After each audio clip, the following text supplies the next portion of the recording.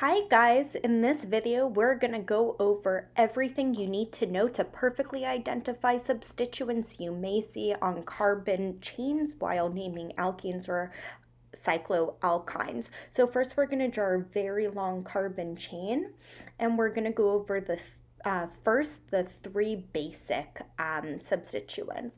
So here I'm drawing a substituent with one carbon, with two carbons, and three carbons. So all I want you to remember is something very, very simple, and that is something called MEP.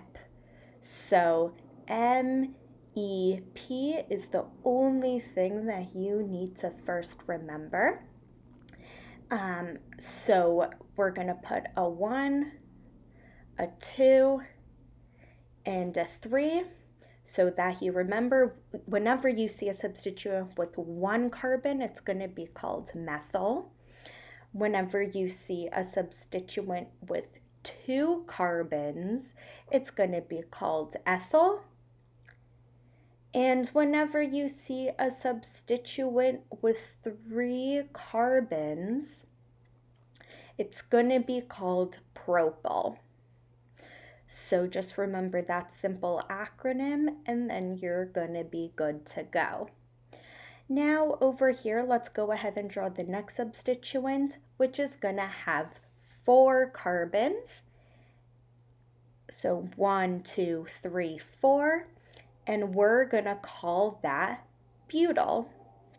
So we have our methyl, ethyl, propyl, and butyl. Something very important for you guys to remember is that anytime you see one carbon or two carbons, that's always going to be methyl or ethyl. Okay, they'll always look the same. However, propyl actually has one other substituent and butyl has three. So let's go ahead and see what that looks like. So we're going to draw a little, an upside down Y shape. We see that that has three carbons, so we know that's going to be propyl. So anytime you see the three carbons, you know it's going to be propyl. And what's this called? We're going to call it iso. Okay, so this over here, the upside down Y, is called isopropyl. Iso means equal. We could see that you could divide that substituent in two equal halves. That's an easy way to remember. It's called isopropyl. Over here, we're going to draw our next substituent.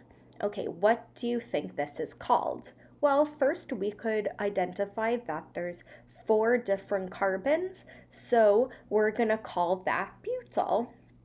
Okay, so now what is the beginning name? Well, as you know, iso means two equal halves, and look at that. We have two equal halves of the butyl, so we could call that isobutyl.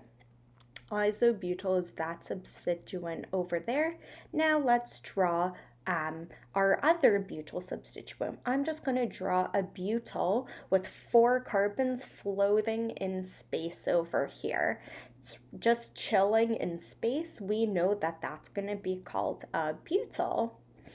Okay, so a butyl substituent. Now I'm going to connect that. It takes 1 second to connect that to the parent chain.